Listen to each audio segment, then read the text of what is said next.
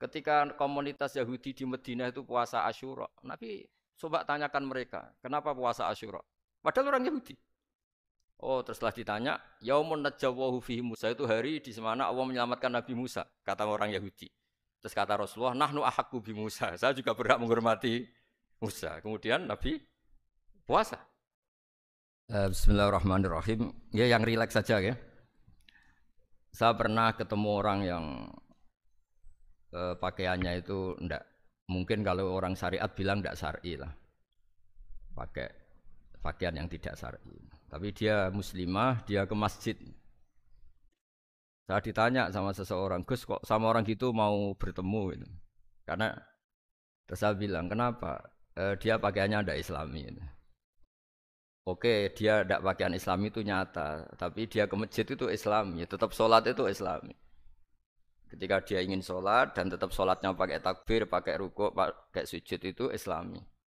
Wong setelah di masjid ya pakai mukena, pakai. Kalau sama-sama nyata, Anda kan boleh ngingat sama-sama yang fakta. Gitu. Dia punya kesalahan dalam berpakaian, dia punya kebenaran dalam sujud, dalam rukuk, dalam ibadah. Dan itu tradisi Quran. Quran ya cerita famay ya'mal mithqala dzarratin khairan yarah wa may ya'mal mithqala dzarratin syarran yarah. Apa susahnya sih ingat dua-dua sisi itu? Sama bernegara atau bertetangga. Kita bayangkan jangan bernegara dulu, terlalu luas, bertetangga saja. Ukuran. Karena nanti sama, bernegara sama bertetangga itu hadisnya sama. Kita di kampung itu ya ada masjid dan orang-orang yang enggak sholat juga nyumbang masjid. Bahkan ada yang nyumbang masjid banyak terus tidak sholat. Karena keramik saya sudah sholat katanya. Saya pernah ketemu orang model gitu itu ya ada. Jadi, tapi ada juga yang sholat terus tapi nggak pernah nyumbang masjid. Ya orang banyak. Intinya itu Allah itu punya tradisi, punya sunnah, sunnatullah. Kebaikan ya dihitung, kejelekan juga dihitung. Dulu ketika Rasulullah SAW hidup bersama komunitas yang majmu', itu sebetulnya permintaannya Nabi jangan halangi kami saat mau beribadah.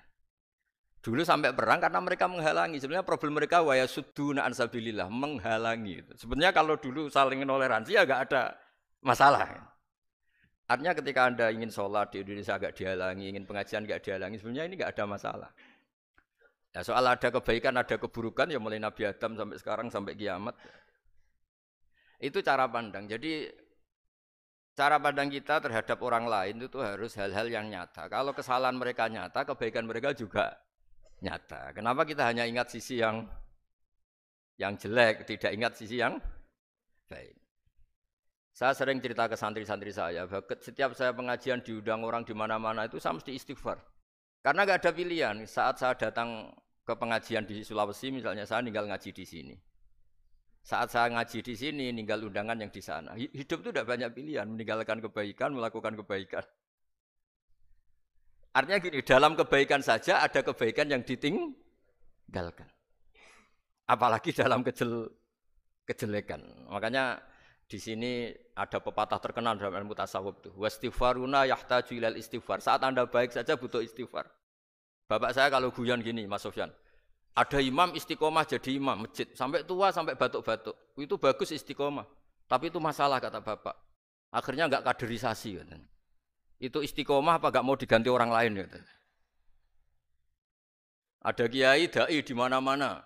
Itu mesti orang muji, "Oh itu dai di mana-mana, laris enggak pernah di rumah." Pondoknya pasti bubar itu karena ditinggal. Jadi kebaikan seperti ada orang sering sowan kiai. Wah itu malah lebih masalah lagi kan. Kadang kiainya pas istirahat, yang disalamkan template uang jatah susu anaknya. Hari itu waya tagihan malah lari sowan kiai. Dan harusnya di rumah ada fardu'ain tagihan listrik entah apa. Jadi makanya di hikam itu terkenal kata-kata manusia itu siapa? Manusia itu mangkanat mahasinuhu masawiya fakih falatakunu masawihi masawiya.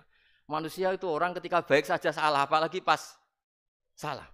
Coba saya misalnya pidato begini, di atas panggung saya orang alim pidato nasihati orang. Di saat yang sama seperti yang tanya Mas Wildan tadi ada agak sopannya. Di situ ada mungkin orang yang lebih sepuh timbang saya. Masa lebih muda kok di atas?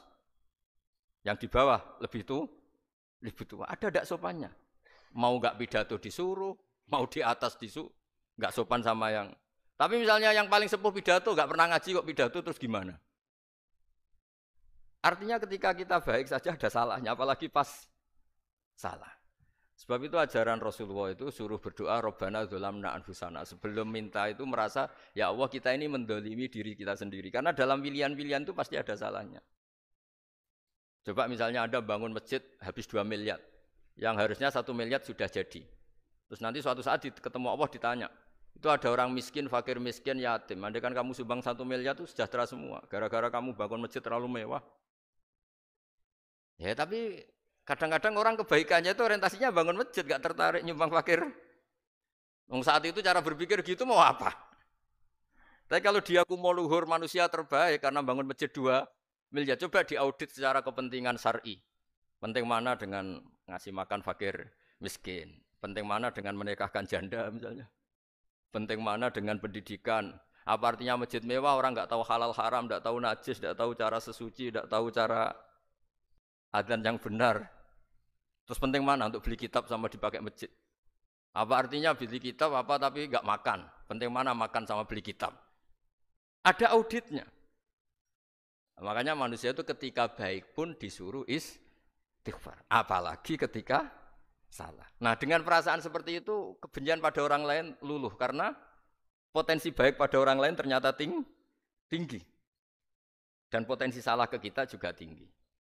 Nah, dilatih gitu. Jadi di Ihya itu ada kitab tawaduk. Kitab tawaduk itu dilatih. Ketemu orang tua. Huwa aksaru ibadatan. Dia mesti ibadahnya lebih banyak karena lebih tua timbang saya. Pasti sholatnya lebih lama timbang saya. Ketika Anda sudah tua melihat anak-anak, huwa aqallu minni maksiatan. Mesti maksiatnya tidak banyak karena masih kecil. Terus ketika melihat orang fasik maksiat, la'alla wa yatubu alaih fa inna wa tawwabur rahim. Mungkin Allah memberi tobat, bisa saja. Umar itu ingin bunuh Nabi, tapi Allah memberi tobat. Yang sowan kiai saja tidak mesti dapat tobat. Umar ingin bunuh Nabi, tapi Allah memberi tobat. Akhirnya ya tobat jadi Islam yang baik. Dalam sejarah Wali Songo, Kalijogo sowan Sunan Bonang itu ingin garong, tapi malah jadi muridnya jadi wali. Kalau Allah sudah menghendaki tidak ada ya.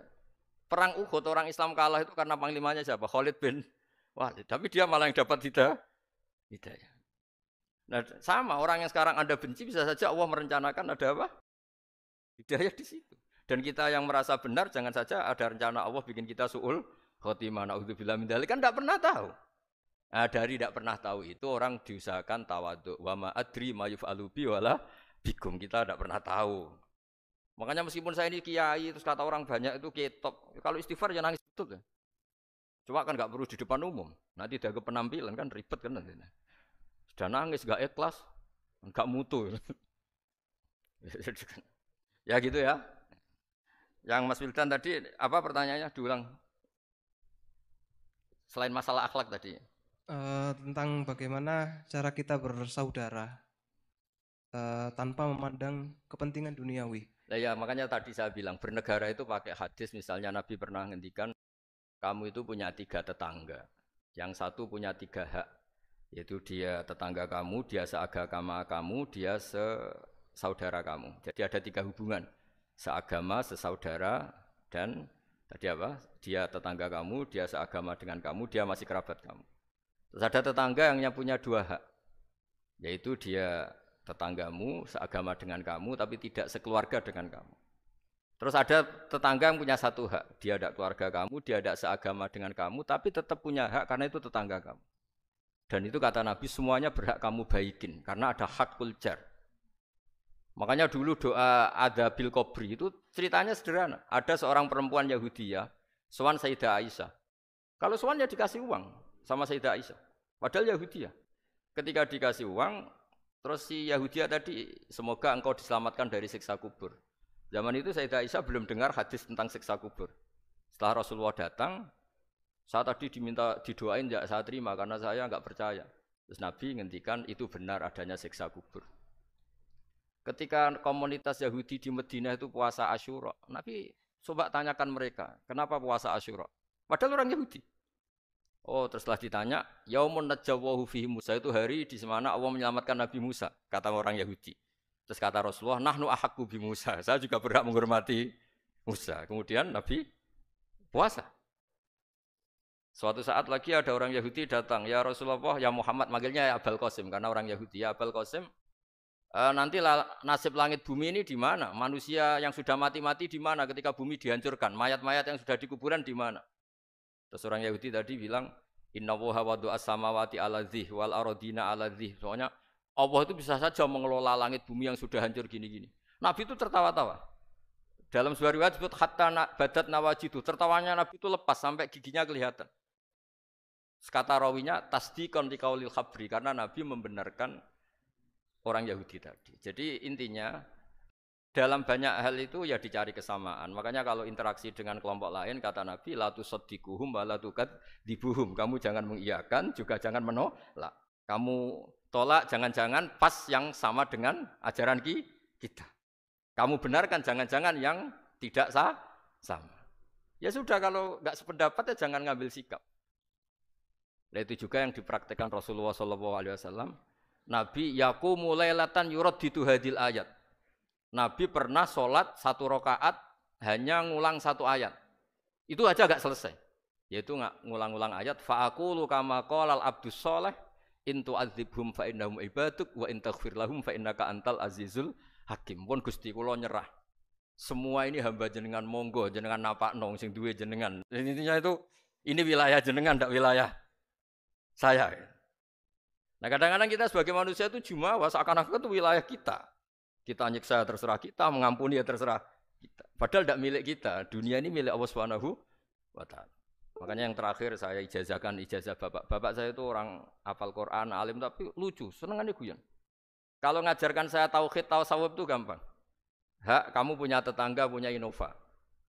Terus kamu berpikir, kamu miskin berpikir. Itu pajaknya saja berapa? Kalau apa itu bannya sudah halus itu gantinya kayak apa, kalau rusak kayak apa. Kata bapak, mau melok duwe kok mikir, ndak ikut punya kok mikir. Terus coba kamu nggak ikut punya Alphard, terus saya mikir, wah itu pajaknya berapa Pak Martinus bisa dipakai beli motor kan, pajaknya apa? Alphard ini. Oh nggak ikut punya kok. Nah, dunia itu rawekmu, mbok pikir lah apa ono sing duwe. Maksudnya dunia itu milik Allah, apa kamu pikir itu milik yang punya gitu. Nah, itu yang dimaksud dalam ilmu tasawuf da'it tadbir fama qoma bi ghairuk la tuqim bihi nafsak. Sudah kamu enggak usah ikut campur. Itu wilayahnya Allah kata itu karena wong enggak ikut punya kok ikut mikir. Anda benci orang, benci sekali karena dia tauhid misalnya. Jangan-jangan Allah punya rencana memberi hidayah dia. Atau Allah punya rencana dari dia keluar orang-orang Islam yang soleh. Makanya ketika Malakul Jibal, ya Rasulullah saya disuruh Allah terserah engkau. In syi'ta an udbiqa alaihim al-akhshaban. Kalau engkau mau orang-orang yang mendustakan kamu saya hancurkan. Apa jawabannya Nabi? La, jangan. Bal arju ayyukhrijawah min aslabihim ma ya'budu wa la yusyriku bihi syai'an. Itu di Bukhari. Enggak, bisa saja sekarang dia kafir, anak turunnya jadi Islam. Dan betul.